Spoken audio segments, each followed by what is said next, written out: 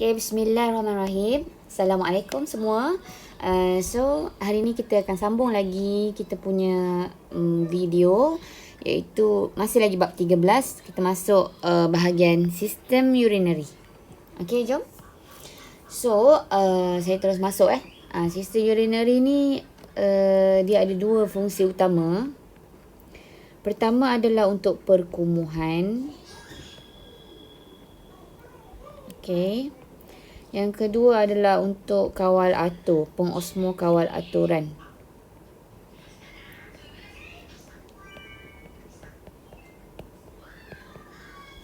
Okey, so ini dua fungsi utama sistem urinary. Jadi sistem urinary ni apa komponen-komponen dia? Dia ada 4 je. Simple untuk ingat. So komponen dia ialah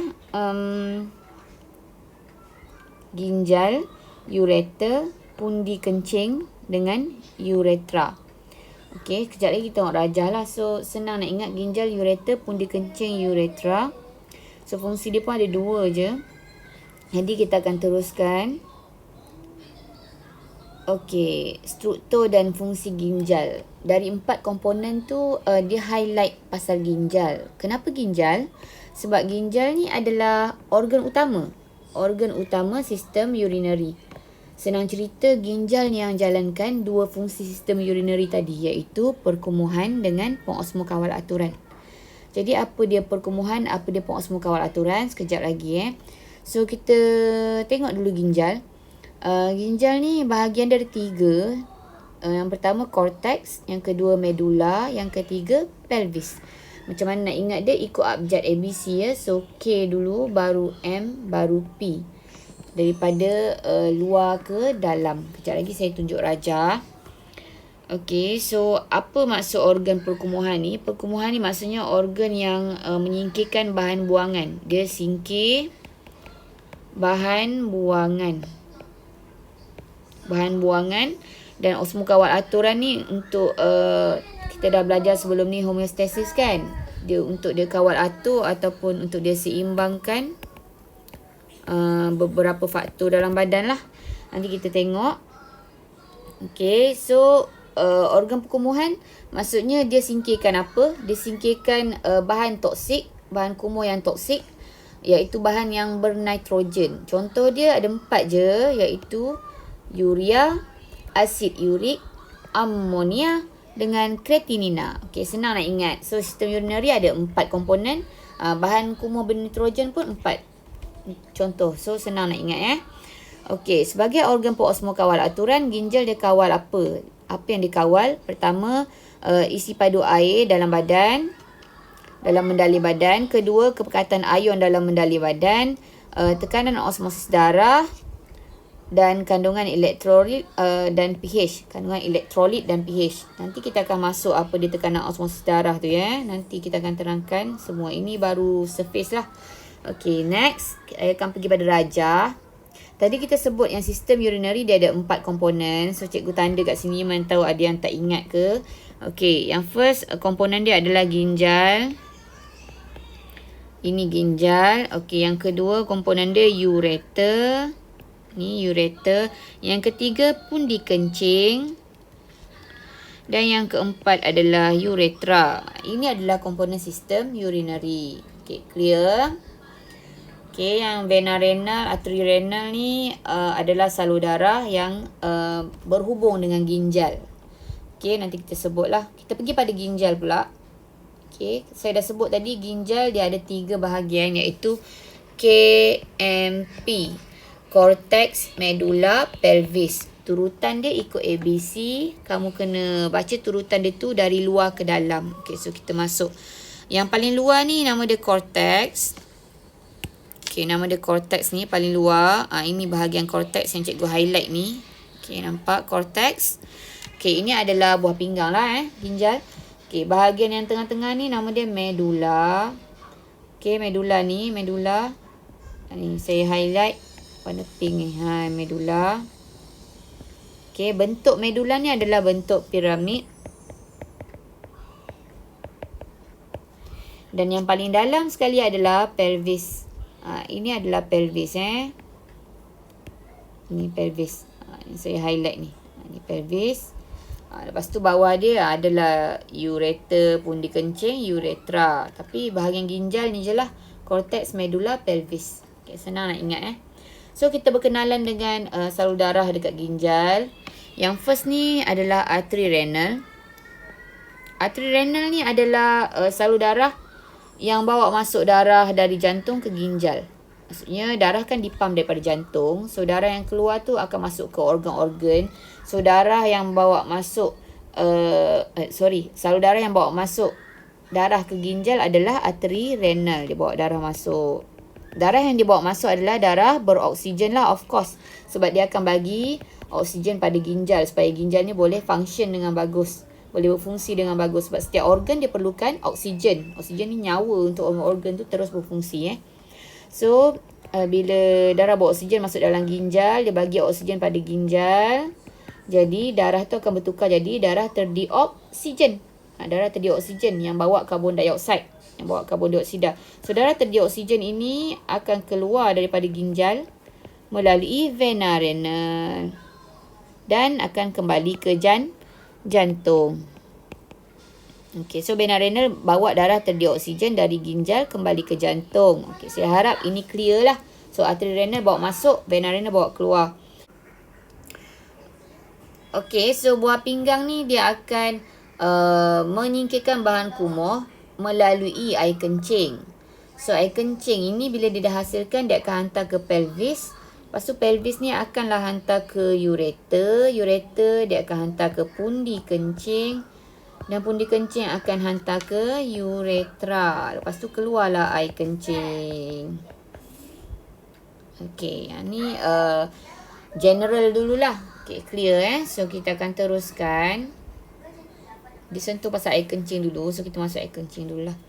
Okey, pembentukan air kencing. Macam mana nak penghasilan air kencing ni berlaku untuk singkirkan bahan kumuh?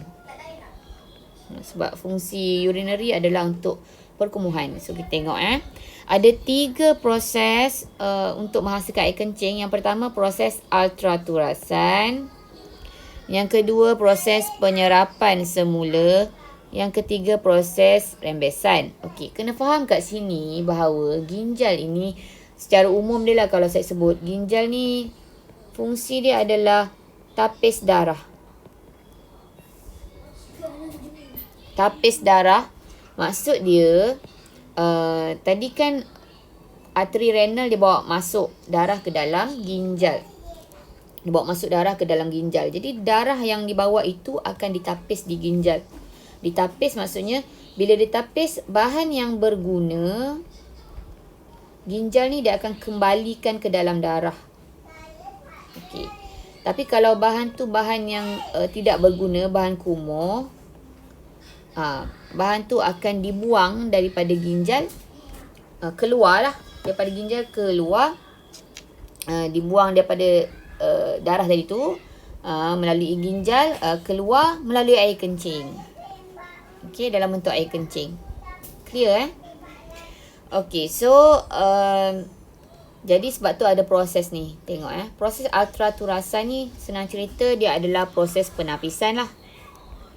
Turas kan? Penapisan, dia tapis darah. Proses penyerapan semula ni maksud dia diserap semula bahan berguna kembali ke darah. Okey, proses rembesan ni pula secara ringkas dia maksud dia dia rembeskan bahan buangan, bahan kumuh ni dari darah, dia rembeskan ke dalam ginjal supaya dia keluar melalui air kencing. Okey, clear. Dia rembes keluar lah. Keluar sebagai air kencing. Okey, so kita masuk untuk air kencing ni. Okay. Nefron. Nefron ini apa? Sekejap. Okey, nefron ni adalah unit dalam ginjal. Maksudnya setiap ginjal terdiri daripada berjuta-juta unit berfungsi disebut nefron. Senang cerita, ginjal ni adalah penapis darah. Penapis besar lah. Jadi dalam ginjal ni ada unit-unit kecil ni. Banyak. Nama dia nefron. Nefron ni ibarat macam penapis mini.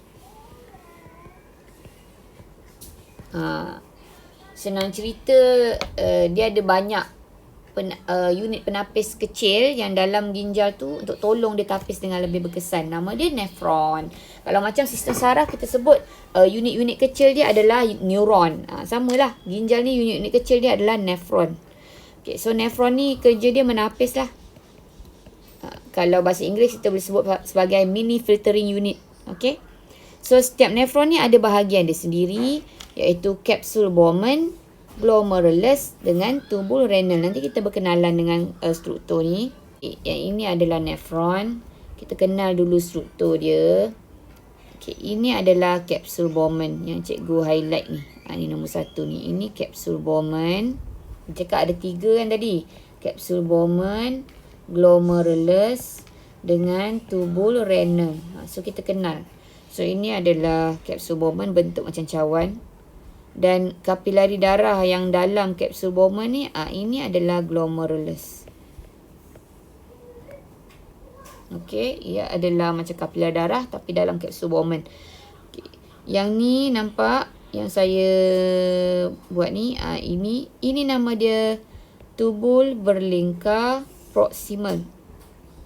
Okey. Yang ni pula yang berlingkar kat sini, tubul berlingkar distal. Dan yang bentuk U ni, ini adalah liku Henle. Okey. Tubul berlingkar proximal, liku Henle dengan tubul berlingkar distal ni, tiga-tiga ni adalah tubul renal. Tubul renal maksudnya salur renal lah. Salur dalam nefron ni. Salur renal. Tubul is salur. So saya dah sebut pasal kapsul Bowman, dah sebut pasal glomerulus, dah sebut pasal tubul renal. Ada 3 kan. Okay, clear yang tu. So kalau kamu tengok, dia ada nampak ni, ada cortex, ada medula. Maksud dia bahagian nefron ni ada yang berada di cortex dan ada yang berada di medula. Ini baru masuk labeling lah. Okay. So kalau tengok secara obviousnya nampak liku Henle berada di medula. Ductus pengumpul ni berada di medula. Lupa sebut pasal ductus pengumpul. Jadi ductus pengumpul ni adalah apabila beberapa nefron ni bergabung. Dia bergabung dan hasil turasan dia akan pergi ke ductus pengumpul. Jadi ductus pengumpul ni nanti akan alihkan air kencing tu pergi ureter. Pergi ureter. Okay, jadi tengok. Ini bayangkan, saya clearkan balik. Okay, nampak? Ini ductus pengumpul. So, sini ada sambungan dia. Ni ada nefron lain. Jadi, dia beberapa nefron ni dia bergabung. So, hasil turasan nefron A ni, dia akan masuk dalam ductus pengumpul. Hasil turasan nefron B ni pun sama akan masuk dalam ductus pengumpul ni. Dan keluar ke ureter. Okey, tak apa. Nanti kita akan tengok lebih jelas. Okey, ini gambar. Nampak? Sini adalah ginjal. Okey, nampak yang kecil. Dia highlight ni. Ini adalah tempat nefron. Okey, bila dia zoom petak ni, nampak? Ini nefron. Ini nefron ni. Okay, you can see here, nampak ada bahagian nefron yang duduk di cortex, ada bahagian nefron yang duduk di medula. Okay, nampak kan? So, sebenarnya kecil je nefron ni dan dia ada banyak. So, saya clear balik. Okay, kamu akan nampak ada satu ductus pengumpul kat sini. Ini nefron tadi. Okay. Jadi, kalau ada nefron lain kat sini, jadi hasil turasan A dengan hasil turasan B ni akan masuk ke dalam ductus pengumpul yang sama. Okay, clear? Akan masuk ke dalam ductus pengumpul yang ni. Dia boleh gabung banyak nefron. Okay, ini nefron. Okay, next. Okay, untuk membentukkan air kencing ni kita masuk satu persatu. Dia ada 3 proses. Ultraturasan, penyerapan semula, dan last sekali rembesan. Okay, So yang first kali saya masuk altar turasan dulu. Apa dia altar turasan? Turas maksud dia proses penapisan darah. So kita tengok rajah ni saya terangkan menggunakan rajah. Okey. So darah dia masuk ke dalam buah pinggang dalam ginjal melalui arteri renal. Kemudian dia akan melalui arteriol aferen dan dia akan keluar melalui arteriol eferen. Macam tu dia akan lalu arteriol aferen lepas tu eferen. Macam nak ingat abjad lah, A dulu baru E. Okey. So problem dia kat sini ialah, bukan problem lah, situasi dia kat sini ialah arteriol aferen ni saiz dia lebih besar, diameter dia lebih besar berbanding arteriol eferen. Dia punya diameter kecil. Jadi bila ada perbezaan diameter tu, darah yang lalu masuk ke arteriol aferen, dia lalu ke glomerulus ni, dia akan ada tekanan yang tinggi. Tekanan hidrostatik dia tinggi. Okey. Bila tekanan hidrostatik dia tinggi disebabkan perbezaan diameter antara dua arteriol ni, tekanan dia tinggi sebab dia nak lalu daripada salur darah yang lebih besar nak lalu ke salur darah yang lebih kecil, dia menaikkan tekanan darah tu, tekanan hidrostatik dia tinggi, maka darah tu tak ada pilihan, dia terturas keluar daripada glomerulus. Ni bila dia terturas keluar tu, dia akan masuk ke dalam kapsul Bowman. Hasil turasan tu kita panggil sebagai hasil turasan glomerulus. Okey, apa yang terturas keluar? Okey, yang semua komponen plasma darah kecuali protein plasma dengan sel darah dan platelet. Okey, yang ni je yang tak terturas keluar, yang stay dalam salur darah, yang akan teruskan perjalanan dia ke arteriol eferen. Yang lain terturas keluar. Jadi apa secara ringkas apa yang terturas keluar? Apa yang ada dalam kapsul Bowman ni? Dalam hasil turasan glomerulus. Hasil turasan glomerulus ada apa? Ada air, ada glukosa, ada asid amino, ada urea, ada garam mineral lain. Okey, tu je lah kot. Ada 5 ni. Jadi, kelima-lima hasil turasan glomerulus ni dia akan teruskan perjalanan dia. Dalam nefron ni lah. Masuk ke tubul berlingkar proksimal. Okey, jadi altar turasan tadi sampai kapsul Bowman saja. Proses penafisan ni dalam kapsul Bowman. Tu altar turasan, tu yang first. Jadi bila dia masuk ke dalam tubul berlingkar proksimal ni, maka bermulalah proses yang kedua, iaitu penyerapan semula. Apa yang diserap semula? Bahan berguna. Dia serap semula ke mana? Dia serap semula ke dalam darah. Dalam kapilar darah lah. Akan masuk balik dalam kapilar darah. Okay, so kita tengok kat sini apa yang diserap semula. Okay, dalam tubul berlingkar proksimal ni, penyerapan semula berlaku, diserap balik ion natrium, ion klorida, air, glukosa dengan asid amino. Masuk balik dalam kapilari darah ni. Masuk balik untuk dikembalikan ke badan. Buat benda berguna kan. Buat apa dia nak buang. So, sebab apa dia tak ambil awal-awal tadi? Sebab natrium, ion klorida, air, asid amino semua tu dia kecil. Dia halus. Jadi dia tak boleh nak tahan dia daripada terturas keluar. So, dia terkeluar juga masa turasan tu berlaku. Jadi, kita nak ambil balik bahan berguna tu kena serap semula lah. Okay, faham So, penyerapan semula berlaku di sepanjang tubul berlingkar proksimal ni. Ion natrium, ion klorida, air, glukosa, asid amino. Okay, masuk balik dalam darah. Lepas tu bila dia hasil turasan glomerulus ni pergi ke di Cohenly, sama juga penyerapan semula masih berlaku. Penyerapan semula air, ni simbol air bulat-bulat biru ni. Penyerapan semula ion natrium, penyerapan semula ion klorida. Lepas tu dia akan teruskan perjalanan ke tubur berlingkar distal. Masuk tubur berlingkar distal ni, penyerapan semula masih berlaku. Ion klorida dengan ion natrium dan air. Masih lagi berlaku penyerapan semula ke dalam darah. Dan satu lagi proses lain berlaku di tubur berlingkar distal ni adalah proses rembesan. Okey, rembesan. Okey kelas, untuk proses rembesan, saya nak kamu tengok sikit nota ni. Rembesan tu saya dah sebut, dia bila darah dia rembeskan bahan buangan masuk dalam tubuh renal.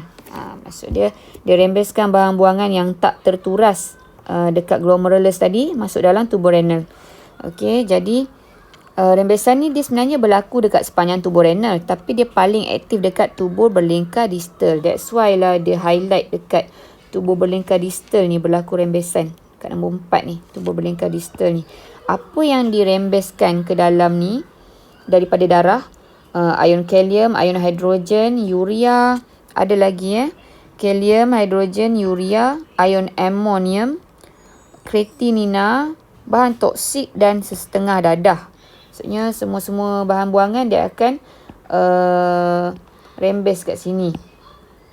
Okey, dia akan rembes ke dalam, paling aktif sekali tubur berlingkar distal. So, perembesan ni dia bantu kawal atur aras ion dalam darah. Fungsi yang awal-awal tadilah kita dah sebut kan. So, kemudian yang kelima, pembentukan air kencing.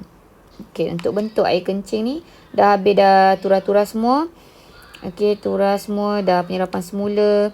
So, apabila bendalai renal sampai ke duktus pengumpul, hanya sedikit garam yang tinggal dan kebanyakan air telah diserap semula ke dalam aliran darah. Maksud dia sebab kita buat penyerapan semula air di sepanjang tubuh renal. Jadi, hampir semua air dah diserap semula di sini. Di tubuh renal lah. Jadi, bila di duktus pengumpul ni, air dah tinggal sikit lah. Baki bendalai renal ni disebut sebagai air kencing. Okey, dia mengalir menuruni duktus pengumpul. Di sini sedikit urea akan keluar.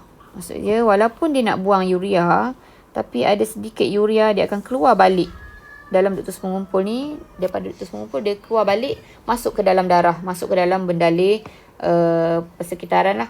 Kenapa dia keluar balik? Kenapa tak buang semua? Sebab urea ni dia kecil. Jadi dia boleh melepasi duktus pengumpul punya dinding tu lah, membran tu lah. Jadi dia keluar balik, masuk dalam darah balik. So, bukan semua 100% akan keluar. Okey. So, air kencing ni ada apa dalam dia? Ada air, ada urea, ada garam, ada asid urik, ada kreatinina. Selepas meninggalkan duktus pengumpul air kencing ni, air kencing akan mengalir menerusi ureter, pundi kencing, uretra dan akhirnya dibuang sebagai air kencing. So, duktus pengumpul ni kamu tahu kan, dia adalah tempat di mana hasil turasan akan masuk dan dikeluarkan. Jadi, banyak nefron akan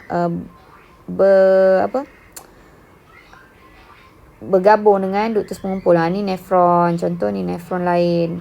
Dia hantar hasil turasan dia masuk dalam duktus pengumpul. Nefron A, nefron B. So, semua letak hasil turasan dia dalam duktus pengumpul untuk dikeluarkan.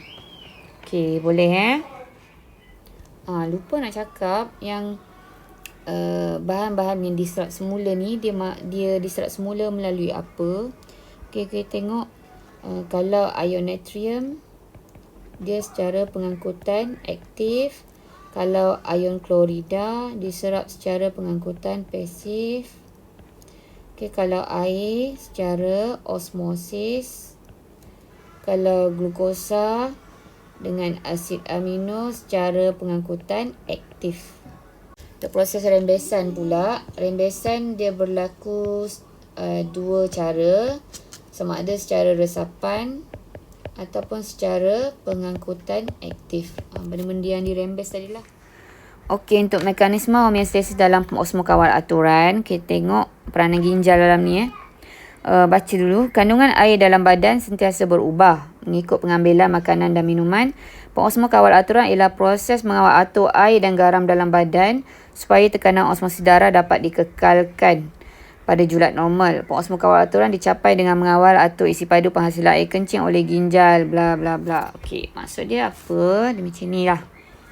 Darah kita ni dia ada kepekatan normal dia. Darah ni dia ada kepekatan normal dia. Okey, kepekatan normal dia ni bergantung pada dia punya jumlah bendalir, jumlah zat terlarut dalam darah tu lah. Okey, jadi cerita dia beginilah. Kalau dalam simple words kalau misalkan kita ambil banyak sangat air sehari, minum air banyak sangat, jadi banyaklah air masuk dalam darah. Jadi darah tu akan menjadi cair. Darah tu menjadi cair ke banyak air cair lah. Bila dia cair, so dia tak perlukan lagi penyerapan semula air yang banyak ke dalam darah, sebab dia dah banyak dah air dalam darah. Jadi tekanan osmosis dia rendah. Tekanan osmosis darah tu rendah, maksudnya kebolehan dia nak tarik osmosis air tu adalah rendah. Dia tak perlukan banyak air sebab dia dah banyak air dah dalam darah. So penyerapan semula air akan jadi rendah lah. Dalam sekata darah tu pekat, kurang ambil air, kita kurang minum air semua, darah akan jadi pekat, kurang bendalir dalam darah tu, kurang air dalam darah. Jadi tekanan osmosis darah tu akan jadi tinggi. Maksudnya tekanan dia untuk dapat untuk tarik air tu tinggi. Dia nak buat osmosis tu tinggi. Jadi dia perlukan air. So tekanan osmosis darah akan jadi tinggi, maka penyerapan semula air akan jadi tinggi. Dia perlukan air tu masuk darah tu untuk bagi kepekatan dia jadi normal balik. Itu maksud secara ringkas lah. Maksudnya tekanan osmosis darah rendah, penyerapan semula air rendah. Tapi kalau tekanan osmosis darah tinggi, penyerapan semula air tinggilah. Okay, so tengok dua situasi ni. Okay, kita lihat pada situasi yang pertama. Okay, kalau mula-mula tekanan osmosis darah dia normal, maksudnya kepekatan darah dia normal. Okay, jadi jika minum terlalu banyak air, jadi tekanan osmosis darah ni menurun. Menurun sebab banyak air dalam darah tu jadi cair. So dia tak perlukan banyak lagi air tau untuk serap semula. So tekanan osmosis darah akan menurun ke bawah julat normal. Lepas tu osmoreseptor dalam hipotalamus kurang dirangsang. Okey, kelenjar pituitari pun kurang dirangsang. Kurang ADH dirembes daripada kelenjar pituitari. Sebab ADH ni dia kontrol penyerapan semula air. Okey. Jadi bila kurang ADH dirembes, kuranglah penyerapan semula air ke dalam darah. Okey, kepekatan ADH yang rendah menyebabkan dinding tubuh berlingkar distal dan dinding duktus pengumpul menjadi kurang telap terhadap air. Jadi kurang air diserap semula daripada bendalir renal ke dalam kapilari darah. Maksud dia macam ni. Dekat tubuh berlingkar distal tu, okey, bayangkan dinding ni dia jadi kurang telap pada air. Bila kurang telap, air tak boleh keluar. Kalau dia telap, maksudnya air boleh lalu. Jadi kurang ADH ni menjadikan dinding tu kurang telap terhadap air. So air dia kena stay dalam tubuh renal. Dia tak boleh keluar. So kuranglah diserap ke dalam kapilari darah. Okay, air kencing lebih cair dan banyak dihasilkan. Air kencing lebih banyak cair dan lebih banyak dihasilkan sebab air tu banyak stay dalam tubuh renal. Jadi air kencing tu akan jadi lagi cair lah. Banyak air akan dibuang. So air kencing dia jadi banyak. Next, kita tengok situasi yang kedua. Kalau kita minum terlalu sedikit air ataupun kehilangan air sebab aktiviti lasak. So bila minum terlalu sedikit air, maka kurang air dalam darah. Kurang air dalam darah jadi pekat. So tekanan osmosis darah akan meningkat melebihi julat normal. Okey, jadi dia tekanan osmosis darah meningkat, maksudnya dia nak tarik air masuk dalam. Nak seimbangkan balik kepekatan darah ni. Okey, osmoreseptor dalam hipotalamus dirangsang. Kelenjar pituitari dirangsang, jadi lebih ADH dirembes daripada kelenjar pituitari. Bila lebih ADH ni akan menggalakkan atau meningkatkan penyerapan semula air.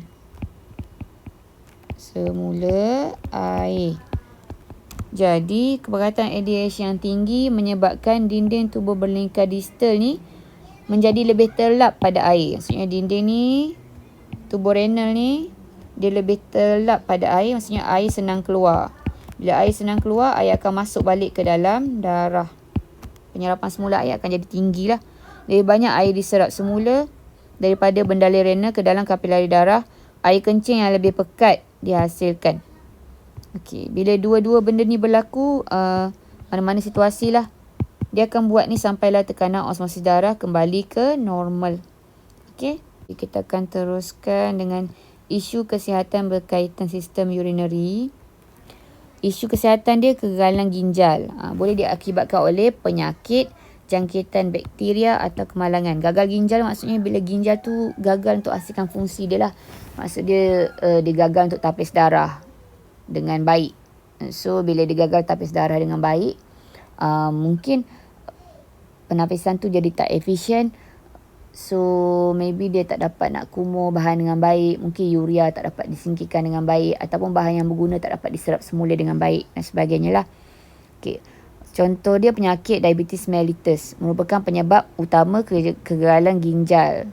Lepas tu tekanan darah tinggi. So, maksud dia, dua penyakit ni akan menyebabkan ginjal tu gagal menjalankan fungsi dia. Mengganggu fungsi ginjal lah. Diabetes mellitus dengan tekanan darah tinggi. Sebab dua-dua ni akan merosakkan glomerulus. Okey, untuk penyakit batu karang pula. Batu karang ni dia masalah common lah. Pembentukan batu karang ni sebenarnya apa? Dia biasanya bila punca utama dia biasanya kurang air. Okey, kurang air. Bila kita kurang air kencing akan jadi pekat. So, seperti yang kita tahu dalam air kencing dia ada mineral-mineral. Bila ada mineral-mineral banyak berbanding dengan air tu, dia lama-lama dia akan membentuk batu tau. Okey, ketulang keras ni terdiri daripada apa? Asid urik, kalsium oksalat dengan halokalsium fosfat.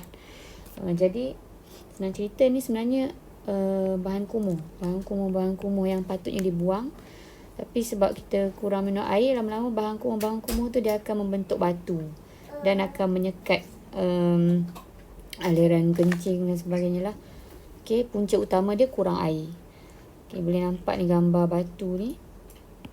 Okey, gambar batu ni. Jadi bila dia kencing biasanya pesakit akan rasa sangat sakit lah. Okey, batu karang ni boleh menyebabkan ureter tersumbat lalu mengurangkan pasiran air kencing. Jadi dia kata untuk mengurangkan kemungkinan batu karang ni kena minum banyak air. Kenapa? Sebab air ni dia akan flush out. Semua mineral ni dan juga bahan kumuh ni keluar. Dia akan flush out. Dia akan keluarkan kalsium, asid urik ni keluar. Jadi dia tak sempat nak membentuk batu tu. Kalau kurang minum air, lama-lama asid urik, kalsium oksalat ni akan membentuk batu-batu ni lah. So memang kena minum banyak air. Okey. Okey, so cikgu rasa itu saja setakat hari ni. Okey, selamat belajar. Terima kasih.